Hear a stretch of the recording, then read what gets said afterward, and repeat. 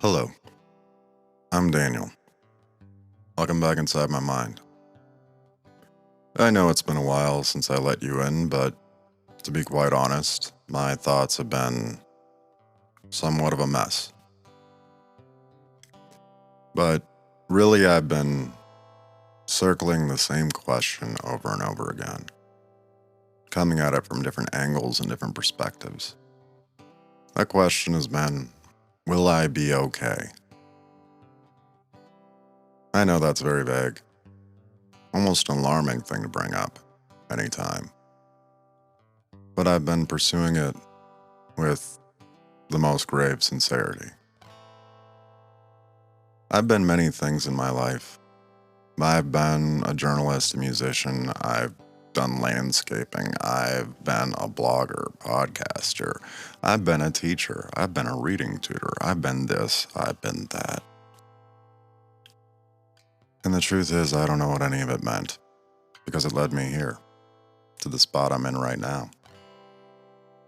Don't get me wrong, I really like doing my thing as Saint of Six and these podcasts that I do.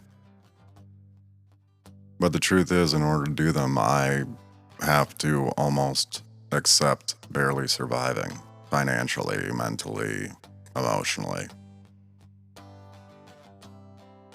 Because when it comes to the creative pursuits, historically, people don't support them or see the value in them.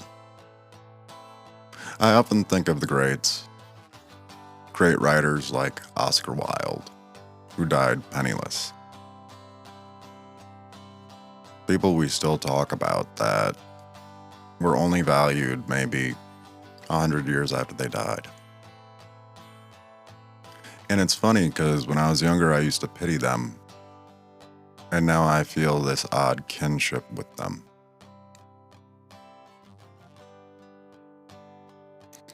And the thing is, I'm not bitter. I'm not angry with how things shook out. If anything,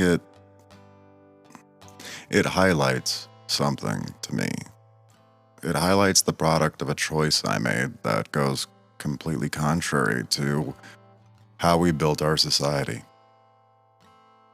Back when I was a journalist and I retired from that or quit, I decided that I was never going to again just work a job and be a yes man and just go with the flow of whatever a company wanted.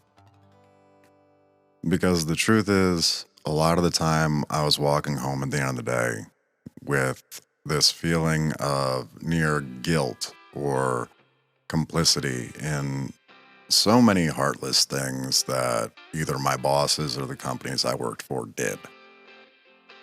So I just didn't want to live with that anymore. So I decided never again.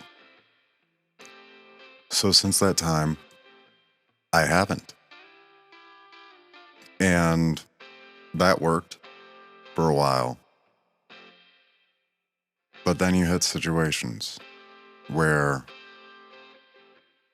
it just becomes,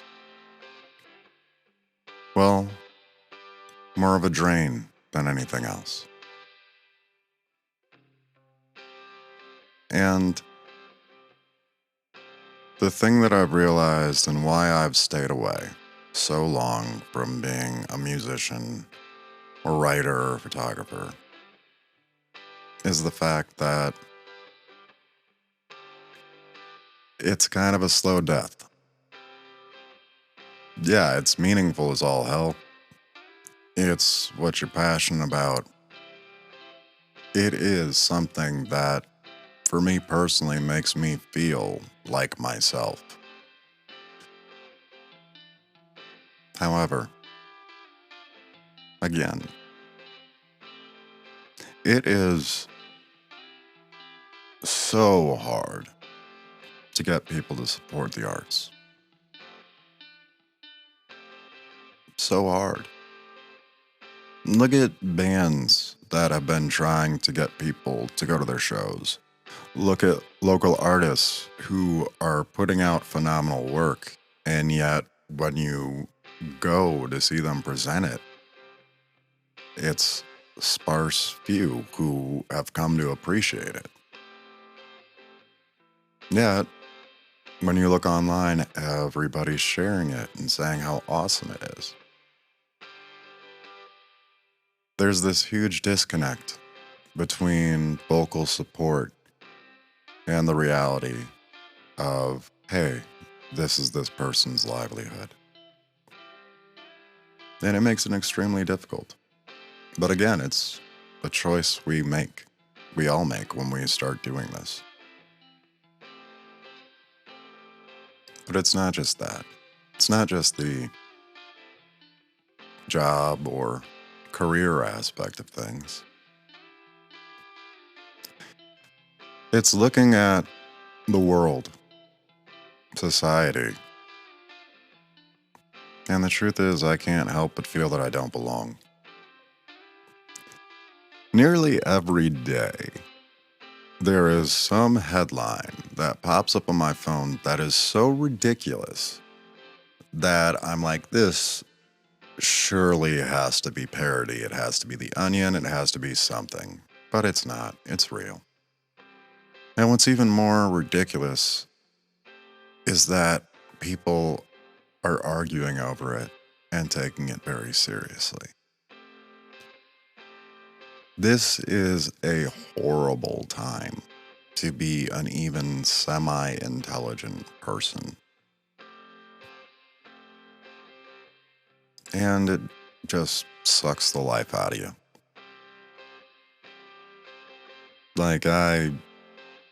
It used to be that I thought hope was something that sprung eternal. Hope is something that is in rare supply these days.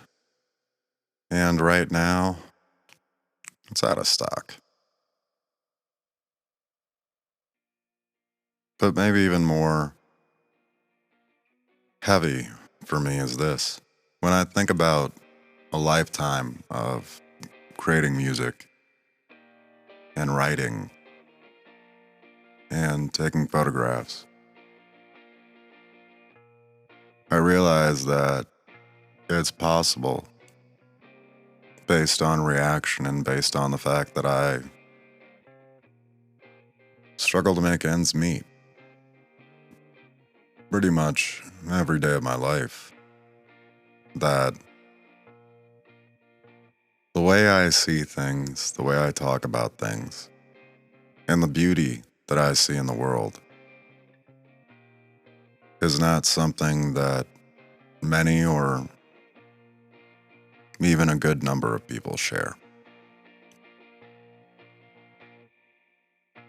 That really I see things in a way that are unique only to me. And you'd think, oh, that's awesome. No.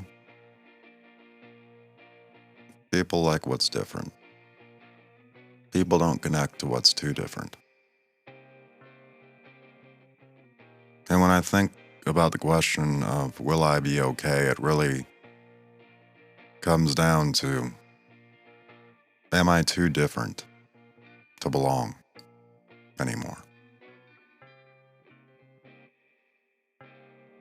I don't have an answer. I don't. I wish I did. But this isn't that kind of episode. In fact, this time I'm not going to leave you with some encouraging words. I'm not going to leave you with some life advice. Instead, I'm going to leave you with this. Make sure you support your friends, local businesses, artists, general creatives. Because it is so damn depressing to work so hard and struggle so much.